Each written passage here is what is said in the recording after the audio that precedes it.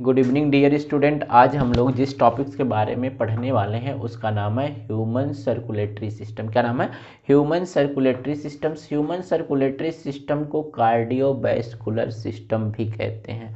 ठीक है, human circulatory systems को हिंदी में बोला जाता है मानव परिसंचरण तंत्र। ठीक है, चलिए कार्डियोवैस्कुलर सिस्टम में बेसिकली तीन चीज़ आती हैं। एक को बोला जाता है हार्ट, दूसरे को बोला जाता है ब्लड और तीसरे को बोलते हैं ब्लड वेसल्स, यानी हृदय, रक्त और रक्त वाहिनियाँ। इन्हीं तीनों का रोल होता है यानी परिसंचरण तंत्र में। ठीक है, चलिए ब्लड के बारे में हम लोग स्टडी कर चुके हैं। जिन स्टूडेंट ने ब्लड का लेक्चर्स अटेंड नहीं कर पाए हैं वो लोग हमारा यूट्यूब चैनल है बिंद बायोलॉजी क्लासेज, वहाँ पे जा करके ये ब्लड का लेक्चर्स देख लेंगे, जिसमें हम लोग ने पढ़ा है कि ब्लड का कंपोजिशन क्या होता है, ब्लड कितने टाइप का होता है, यानी ब्लड ग्रुपिंग पढ़ लिए हैं, RH फैक्टर्स क्या होते हैं, मैकेनिज्म ऑफ ब्लड क्लॉटिंग क्या होती है। उसी में हम लोग ब्लड के कंपोजिशन में पढ़ लिए RBC, WBC, प्लेटलेट्स, प्लाज्मा, वो सब सारी चीज़ें उसमें मतलब अपलोडेड हैं, आप लोग जा करके देख लेंगे। आज हम लोग जिस टॉपिक के बारे में बात करेंगे वो है हार्ट और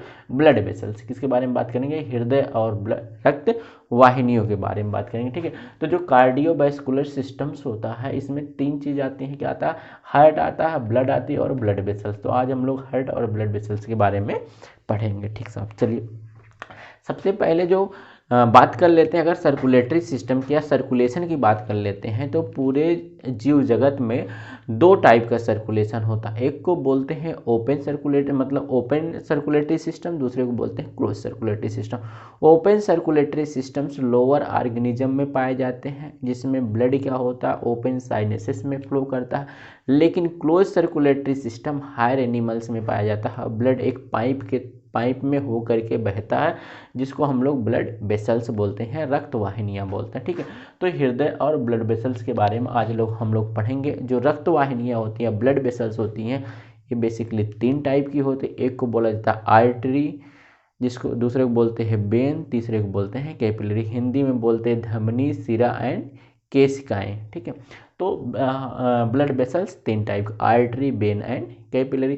तो सबसे पहले आज हम लोग बात करेंगे, इसमें ब्लड को तो पढ़ ही चुके हैं, हार्ट यानी हृदय और ब्लड वेसल्स के बारे में बात करेंगे। तो आज सबसे पहले हमारा जो फोकस रहेगा, जो टॉपिक रहेगा वो क्या रहेगा? हार्ट। तो आज हम लोग इसके बारे में स्टडी करेंगे, हार्ट के बारे में पढ़ने वाले साहब।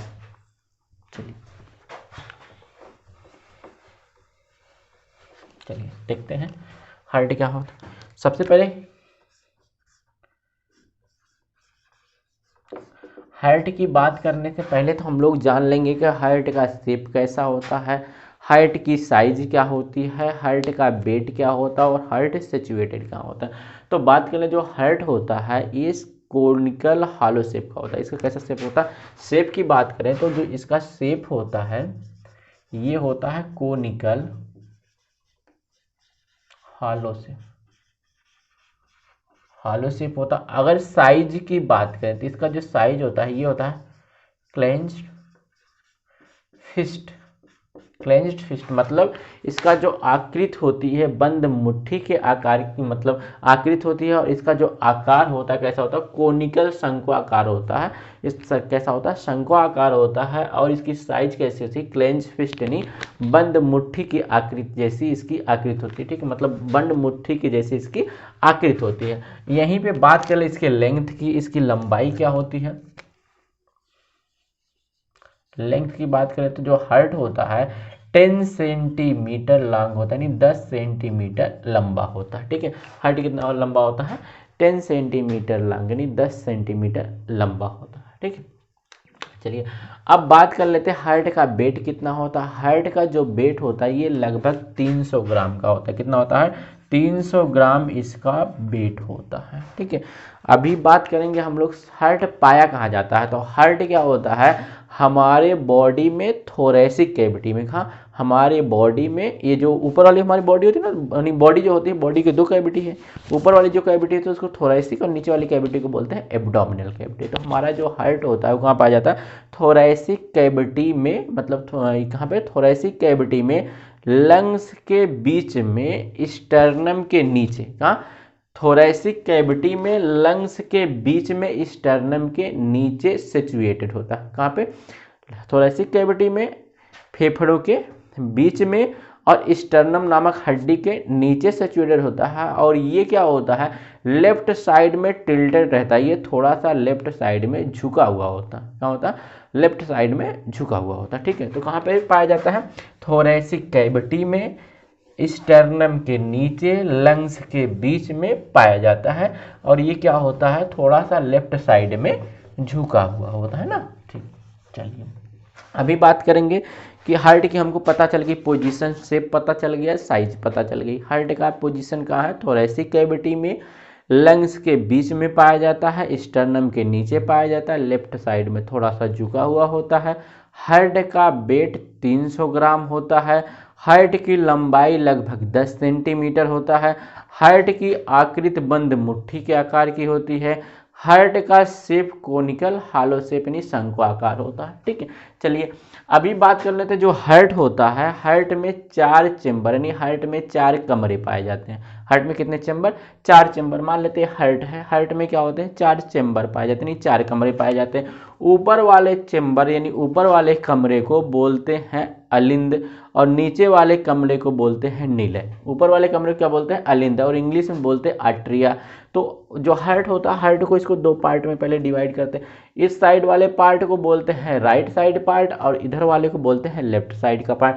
जो राइट साइड वाला यानी दाहिनी तरफ वाला जो पार्ट होता है, इधर 2 कमरे होते हैं और लेफ्ट साइड वाले की तरफ भी 2 कमरे होते हैं। ठीक है, तो जो ऊपर वाला कमरा होता है उसको बोलते हैं राइट एट्रियम। क्या बोलते हैं, राइट एट्रियम। और नीचे वाले राइट साइड वाले की बात कर रहे हैं, तो राइट साइड का जो ऊपर वाला पार्ट चैम्बर होता है उसको बोलते हैं राइट एट्रियम और नीचे वाले चैम्बर को बोलते हैं राइट वेंट्रिकल। वहीं लेफ्ट साइड में जो चैम्बर होता है उसको बोलते हैं लेफ्ट एट्रियम और नीचे वाले चैम्बर को बोलते हैं लेफ्ट वेंट्रिकल। तो नहीं, हम हार्ट में कितने चैम्बर होते हैं, 4, 2 आर्ट्रिया होती है और 2 वेंट्रिकल होते हैं। राइट साइड में जो चैम्बर पाए जाते हैं उसको बोलते हैं राइट एट्रियम, राइट वेंट्रिकल, और लेफ्ट साइड में जो चैम्बर्स पाए जाते हैं उसको बोला जाता है left atrium and left ventricle. ठीक है, चलिए ये तो कमरे की बात कर लें।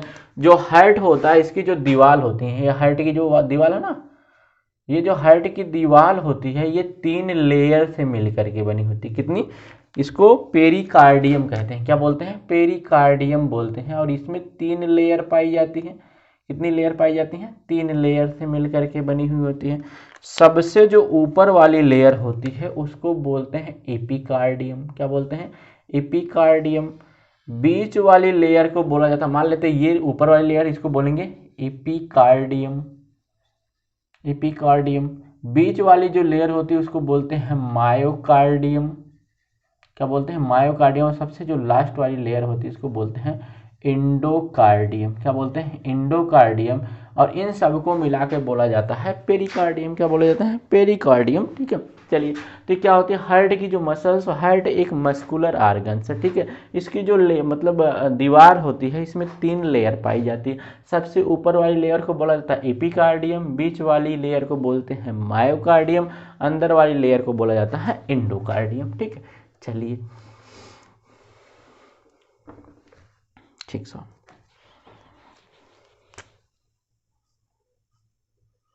ठीक, चलिए तो हार्ट में कितने कंपार्टमेंट यानी 4 चेम्बर। ऊपर वाले चेम्बर को बोलते हैं राइट एट्रियम, राइट वेंट्रिकल। नीचे वाले चेम्बर को बोलते हैं, सॉरी, ऊपर वाले चेम्बर को बोलते हैं राइट एट्रियम, लेफ्ट एट्रियम। नीचे वाले चेम्बर को बोलते हैं right ventricle and left ventricle. ठीक है, हिंदी में बोलते हैं इसको, ऊपर वाले को अलिंद बोला जाता है, नीचे वाले को निलय। इसको बोलेंगे क्या, दाहिना अलिंद, और इसको बोलेंगे दाहिना निलय। इसको क्या बोलेंगे, बायां अलिंद, और इसको बोलेंगे बायां निलय बोलेंगे। ठीक है, चलिए अभी बात कर लेते हैं, ये जो कंपार्टमेंट है इसको बनाने के लिए कुछ ना कुछ दीवार लगी होगी ना।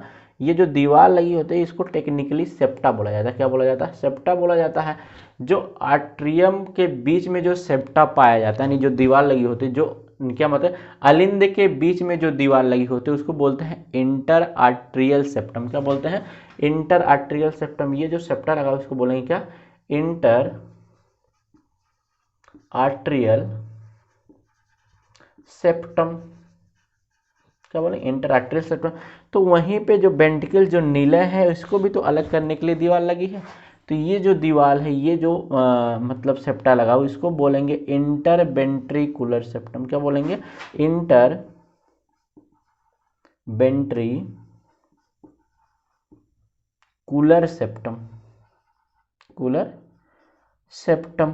ठीक है, अब बात कर लेते हैं आर्टरी यानी वेंट्रिकल्स को जो अलग करता है उसको बोलते हैं इंटर वेंट्रिकुलर सेप्टम, जो आर्ट्रिया को अलग करता है उसको बोलते हैं इंटर आर्ट्रियल सेप्टम। ठीक है, लेकिन यहाँ पे देखेंगे आर्ट्रिया और वेंट्रिकुलर को भी तो अलग करने के लिए दीवार लगी है, तो आर्ट्रियो और वेंट्रिकुलर को जो दीवार अलग करती है उसको बोलते हैं आर्ट्रियो वेंट्रिकुलर सेप्टम। तो इसका क्या नाम होता है, आर्ट्रियो वेंट्रिकुलर सेप्टम, इसको बोलते हैं क्या, आर्ट्रियो वेंट्रिकुलर सेप्टम। ठीक है, तो ये जो चारों मतलब कमरे या चारों कंपार्टमेंट, चारों चेम्बर्स है, इसको अलग अलग करने के लिए जो सेप्टम लगे होते हैं, आर्ट्रियम के बीच में पाए जाने वाले सेप्टम को बोलते हैं इंटर आर्ट्रियल सेप्टम, वेंट्रिकल के बीच में पाए जाने वाले सेप्टम को बोलते हैं इंटर वेंट्रिकुलर सेप्टम, और वहीं पे बात कर ले आर्ट्रियम और वेंट्रिकल्स को अलग करने वाले सेप्टम को बोला जाता है आर्ट्रियो वेंट्रिकुलर सेप्टम। ठीक है, चलिए ये सब सारी चीज़ें होंगी साहब। अभी हम लोग एक चीज़ और जानते हैं, जो राइट एट्रियम होता है, ध्यान समझिएगा, राइट एट्रियम और राइट वेंट्रिकल को अलग करने वाला कौन सेप्टा होता है, आर्ट्रियो वेंट्रिकुलर सेप्टम। लेकिन अगर आर्ट्रिया क्या होता है, आर्ट्रिया वेंट्रिकुलर में ओपन करती है और इसकी ओपनिंग को एक वाल्व के थ्रू रेगुलेट किया जाता है, इस वाल्व को बोलते हैं ट्राइकस्पिड वाल्व। क्या बोलते हैं, ट्राइकस्पिड वाल्व, ट्राइकस्पिड वाल्व। वहीं पे बात कर ले जो लेफ्ट आर्ट्रियम और लेफ्ट वेंट्रिकल्स है, इसको ओपनिंग को रेगुलेट करने के लिए भी वाल्व लगा होता है, इस वाल्व को बोला जाता है बाइकस्पिड वाल्व और मिट्रल वाल्व। इसका दो नाम होता है, बाइकस्पिड वाल्व भी बोलते हैं और इसको मिट्रल वाल्व भी बोला जाता है। ठीक है, चलिए तो हमको ये सब सारी चीज़ें पता चल गई कि हार्ट में 4 चेम्बर हो गए, हार्ट की जो मसल्स है इसमें 3 लेयर पाई जाती है, कौन कौन सी, एपिकार्डियम, मायोकार्डियम, इंडोकार्डियम। ठीक है, और वहीं पे बात कर लेते हैं कि जो हार्ट के चेम्बर्स होते हैं इनकी आपस में ओपनिंग होती है, जैसे राइट साइड के वेंट्रिकल्स, राइट साइड का आर्ट्रियम राइट साइड के वेंट्रिकल्स में खुलता है, वहीं लेफ्ट साइड का आर्ट्रियम लेफ्ट साइड के वेंट्रिकल्स में खुलता है। इनकी ओपनिंग को रेगुलेट करने के लिए वाल्व लगे होते हैं। राइट साइड का जो वाल्व होता है जो रेगुलेट करता है उसको बोलते हैं ट्राई। राइट में थोड़ा ध्यान देंगे, राइट जो वर्ड है लेफ्ट से कहीं थोड़ा सा ज़्यादा होता है, तो 3 भी 2 से बड़ा ही होता है, तो यहाँ पे क्या हो जाएगा, राइट मतलब थोड़ा बोलने में और लिखने में भी कैसा लंबा वर्ड है, तो इधर जो वाल्व होता है वो 3 होता है, और लेफ्ट कैसा होता है, छोटा वर्ड होता है इन कंपेयर टू राइट, तो इधर क्या होता है, वाल्व भी कम होते हैं, 2 वाल्व होते हैं। ठीक है, तो राइट साइड में इस ट्रिक से कभी आपको ये चीज़ भूलेगी नहीं। तो राइट एट्रियम और राइट वेंट्रिकल की ओपनिंग को रेगुलेट करने वाले को बोलते हैं ट्राइकस्पिड वाल्व, लेफ्ट एट्रियम और लेफ्ट वेंट्रिकल को रेगुलेट करने वाले वाल्व को बोलते हैं बाइकस्पिड वाल्व। ठीक है, चलिए अभी बात कर लेते हैं कि ब्लड वेसल्स की बात कर लेते हैं कि जो लंग्स होती हैं इसमें, जो हार्ट होता है इसमें कौन कौन सी ब्लड वेसल्स पाई जाती हैं। ठीक है, अभी हम लोग बात करेंगे क्या क्या कि ब्लड वेसल्स कौन कौन से, आर्ट्रियम में से कौन ब्लड वेसल्स निकलती है, कौन वेंट्रिकल से कौन सी ब्लड वेसल्स निकलती है। ठीक है, चलिए अब बात कर लेते हैं हार्ट का जो लेफ्ट साइड वाला पार्ट होता है यानी लेफ्ट वेंट्रिकल और लेफ्ट आर्ट्रियम, इधर ऑक्सीजनेटेड ब्लड फ्लो करता है यानी शुद्ध खून बहता है, और हार्ट के जो दाहिने भाग वाला पार्ट होता है इसमें यानी दाहिना अलिंद और दाहिना नीले जो होता है इसमें अशुद्ध खून बहता है, मतलब डीऑक्सीजनेटेड ब्लड फ्लो करता है। ठीक है, अब बात कर लेते हैं यहाँ पे अगर हम ब्लड वेसल्स यानी हार्ट में लगी हुई ब्लड वेसल रक्त वाहिनियों की बात करें, तो जो लेफ्ट एट्रियम होता है यानी बायां अलिंद जो होता है इसमें पल्मोनरी वेन्स लगी होती, कौन लगी होती, पल्मोनरी सिरा, कौन लगी होता है, पल्मोनरी सिरा लगा होता है।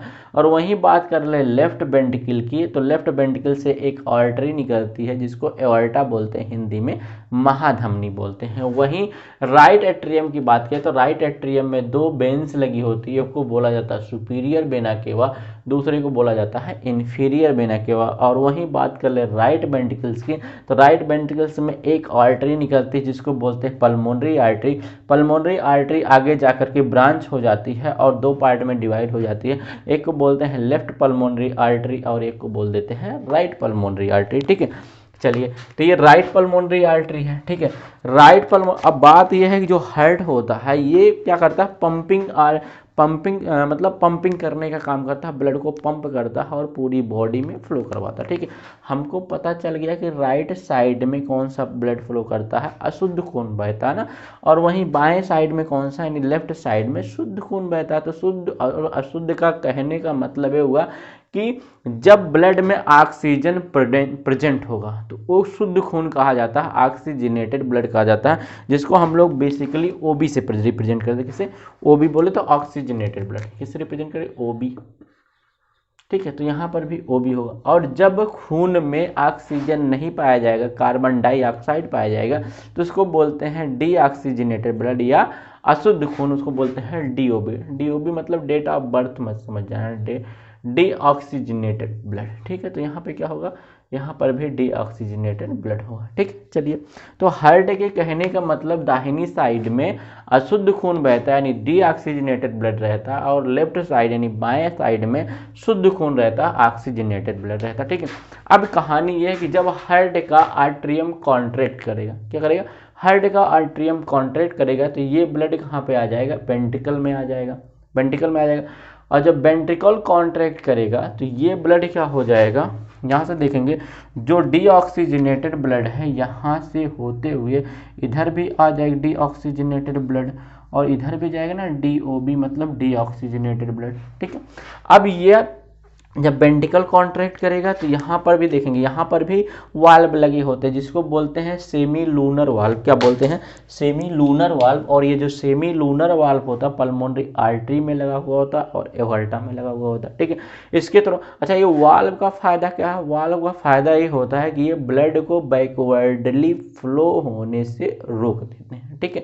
अब जब ये कॉन्ट्रैक्ट करेगा, ये जब कॉन्ट्रैक्ट किया तो यहाँ से अशुद्ध खून क्या पड़ेगा, अशुद्ध खून यानी डीऑक्सीजनेटेड ब्लड किसको चला जाएगा, फेफड़े में चला जाएगा। कहाँ पे चला जाएगा, फेफड़े में चला जाएगा। तो एक पल्मोनरी आर्टरी कहाँ पे लेके चली जाएगी, लेफ्ट में। हमारे बॉडी में दो फेफड़ा होता है, एक को बोलते हैं दाहिना फेफड़ा, दूसरे को बोलते हैं बायां फेफड़ा।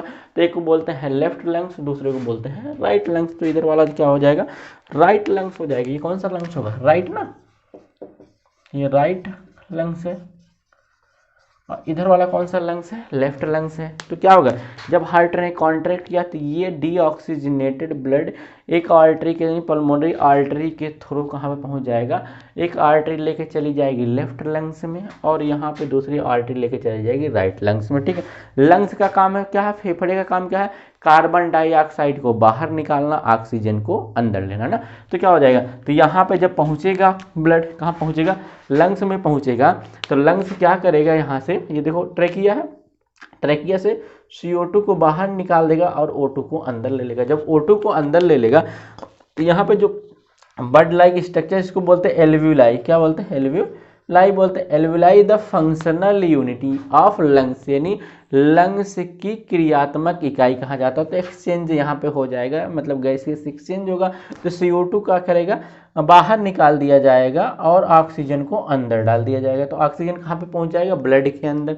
जैसे ऑक्सीजन ब्लड के अंदर पहुँचा तो ब्लड कैसा हो जाएगा, ऑक्सीजनेटेड ब्लड, यानी खून शुद्ध हो गया। क्या हो गया, खून शुद्ध हो गया। और जब खून शुद्ध होगा तो इस खून को कहाँ पे भेज दिया जाएगा, पल्मोनरी। अब कहानी, एक एक लंग्स में एक एक पल्मोनरी आर्टरी आती है।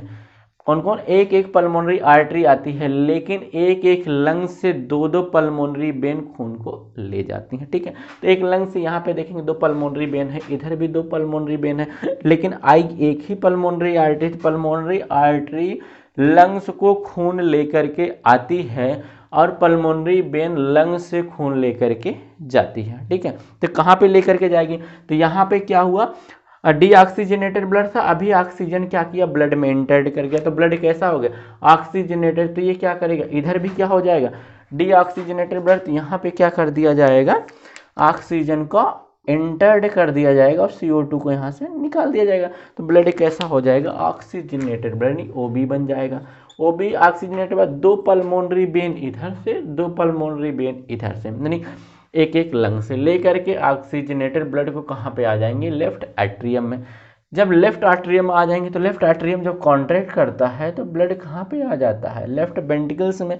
फिर लेफ्ट वेंट्रिकल्स जब कॉन्ट्रैक्ट करता है तो ये महाधमनी बोले तो एवर्टा के थ्रू ब्लड को बाहर ट्रांसपोर्ट कर दिया जाता है। और कहाँ पे ट्रांसपोर्ट कर दिया, ये ट्रांसपोर्ट होकर के पहुँचता है बॉडी टिश्यू में। कहाँ पहुँचता है, बॉडी टिश्यू में पहुँचता है। बॉडी टिश्यू में जब पहुँचेगा ये ब्लड तो क्या लेकर के पहुँचेगा भैया, ऑक्सीजन लेकर के पहुँचेगा और न्यूट्रिएंट लेकर के पहुँचेगा। तो बॉडी टिश्यू क्या करेगी, उस ऑक्सीजन को भी ट्रैप कर लेगी और उस न्यूट्रिएंट को भी ले लेगी जिसकी रिक्वायरमेंट होगी, और उस न्यूट्रिएंट को उस ऑक्सीजन की प्रेजेंस में ब्रेक डाउन करवाएगी, कैटालिसिस करवाएगी, और वहाँ से एटीपी को क्या करेगा, एटीपी डेवलप्ड करेगी और एटीपी को ट्रैप कर लिया जाएगा फिजिकल वर्क में। और बाकी जो CO2 बनता है और उसको क्या कर दिया जाएगा, फिर ब्लड में डाल दिया जाएगा। तो ब्लड कैसा हो जाएगा, इम्पेवर्ड हो जाएगा, अशुद्ध हो जाएगा। तो क्या करेगी बॉडी, इस ऑक्सीजन को ले लेगी और क्या लेगी, न्यूट्रिएंट को ले लेगी। न्यूट्रिएंट को ले करके बाकी अब क्या करेगी, इसमें से CO2 निकलेगा, CO2 को ब्लड में डाल देगी। अब ब्लड में जब CO2 जाएगा तो ब्लड कैसा हो जाएगा, इम्पेवर्ड हो जाएगा। ब्लड क्या हो जाएगा, इम्पेवर्ड हो जाएगा। अब जो इम्पेवर्ड ब्लड है इसको वेन के माध्यम से कहाँ पे भेज दिया जाएगा, राइट एट्रियम में भेज दिया जाएगा। और राइट एट्रियम में 2 वेन्स लगी होती है, यानी महाशिराएं लगी होती हैं। एक को बोला जाता है इंफीरियर वेना कावा, दूसरे को बोला जाता है सुपीरियर वेना कावा। हमारे हार्ट से ऊपर का, यानी हार्ट से ऊपर के जो इम्पेवर्ड ब्लड होते हैं वो सुपीरियर वेना केवा के थ्रू आते हैं, और हार्ट से नीचे के जो इम्पेवर्ड ब्लड होते हैं इंफीरियर वेना केवा के थ्रू आते हैं। ठीक है, तो यहाँ पे ब्लड कैसा हो जाएगा, या ब्लड यहाँ तक तो आया था ऑक्सीजनेटेड ब्लड, लेकिन अब बॉडी टिश्यू ने क्या कर लिया, उस ऑक्सीजन को ट्रैप कर लिया और न्यूट्रिएंट की कैटाबोलिज्म करवा दी। ठीक है, तो यहाँ से निकलेगा CO2 और CO2 को किस में डाल दिया जाएगा, ब्लड में डाल दिया जाएगा, और ब्लड कैसा बन जाएगा, डीऑक्सीजनेटेड ब्लड बन जाएगा। और डीऑक्सीजनेटेड जो ब्लड होगा इसको कहाँ पे भेज दिया जाएगा, राइट एट्रियम में, और इधर से भी कहाँ पे भेज दिया जाएगा, राइट एट्रियम में। तो राइट एट्रियम में कौन सा ब्लड आ गया, डीऑक्सीजनेटेड ब्लड आ गया। और जब ये एट्रियम कॉन्ट्रैक्ट करेंगे तो ये डीऑक्सीजनेटेड ब्लड कहाँ पहुँच जाएगा, लेफ्ट वेंट्रिकल्स में ना। और लेफ्ट वेंट्रिकल्स क्या करेगी, जब कॉन्ट्रैक्ट करेगी तो ये डीऑक्सीजनेटेड ब्लड किस में चला जाएगा, पल्मोनरी आर्टरी में चला जाएगा, और पल्मोनरी आर्टरी इसको लंग्स में लेकर के चली जाएगी, और यहाँ से CO2 को निकाल दिया जाएगा, ऑक्सीजन को ट्रैप कर लिया जाएगा, और खून कैसा हो जाएगा, ऑक्सीजनेटेड ब्लड हो जाएगा। ठीक है, तो जितनी भी आर्टरीज होती हैं सब में शुद्ध खून यानी ऑक्सीजनेटेड ब्लड फ्लो करता है, लेकिन एक ऐसी आर्टरी होती है जिसमें अशुद्ध खून डीऑक्सीजनेटेड ब्लड फ्लो करता है। उस आर्टरी का नाम कौन सा है, पल्मोनरी आर्टरी है। और वहीं बात कर लें जितनी भी वेन होती हैं या शिराएँ होती हैं सब में अशुद्ध खून बहता है, लेकिन वहीं एक ऐसी शिरा होती है जिसमें शुद्ध खून बहता है, यानी एक ऐसी वेन होती है जिसमें पेवर्ड ब्लड फ्लो करता है। उस वेन का नाम क्या है, पल्मोनरी वेन। पल्मोनरी वेन एक ऐसी वेन होती है जिसमें शुद्ध खून बहता है, और पल्मोनरी आर्टरी एक ऐसी धमनी होती है, एक ऐसी आर्टरी होती है जिसमें अशुद्ध खून बहता है। लेकिन एक कॉन्सेप्ट है जो कभी भी फेल नहीं होता है, हार्ट की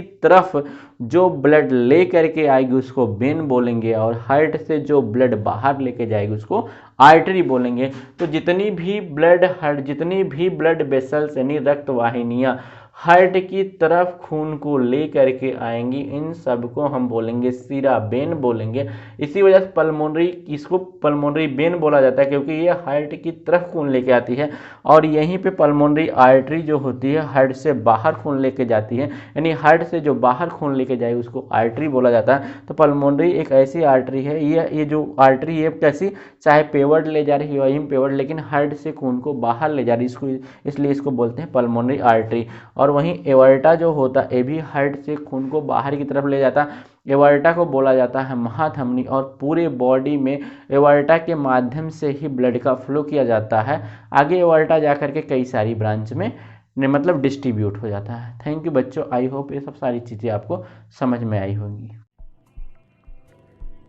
हृदय जटिल पंपिंग अंग है। यदि हम हृदय के कार्ड का निरीक्षण करें तो हम पाएंगे कि शरीर के विभिन्न भागों से ऑक्सीजन विहीन रक्त दाएं आलिंद में आता है। अब त्रिकपाटी वॉल्व के खुलते ही रक्त दाएं निलय में प्रवेश करता है। जब दाएं आलिंद का संकुचन होता है तब बचा हुआ रक्त दाएं निलय में जाता है। आलिंद के संकुचन के परिणाम स्वरूप रक्त फुफ्फुस धमनी में जाता है तथा फुफ्फुस धमनी रक्त को फेफड़ों में पहुंचाती है। फुफ्फुस शिरा ऑक्सीजन युक्त शुद्ध रक्त हृदय के आलिंद से वापस लाती है। आलिंद के संकुचन के दौरान रक्त द्विकपाटी वॉल्व द्वारा बाएं निलय में जाता है। धमनी के संकुचन के दौरान वो रक्त को महाधमनी में धकेलता है। यहाँ से रक्त शरीर के विभिन्न भागों में जाता है। हृदय स्नायु निरंतर रूप से आवेग उत्पन्न करते हैं, जिसके परिणाम स्वरूप आलिंद तथा निलय का लयबद्ध संकुचन तथा शिथिलन होता है। ये आवेग सिनोएट्रियल तथा ऑरिक्युलो-वेंट्रिकुलर गांठ उत्पन्न करते हैं। हृदय में रक्त निश्चित दिशा में बहता है। आलिंद के संकुचन को आलिंद सिस्टोल कहते हैं। उसी समय निलय डायस्टोल स्थिति में होता है। तत्पश्चात निलय के संकुचन को निलयी सिस्टोल कहते हैं तथा इस समय आलिंद डायस्टोल स्थिति में होता है। वो घटनाक्रम जो कि प्रथम हृदय धड़कन के प्रारंभ से दूसरे हृदय धड़कन के प्रारंभ तक होता है, उसे हृदय का चक्र कहते हैं।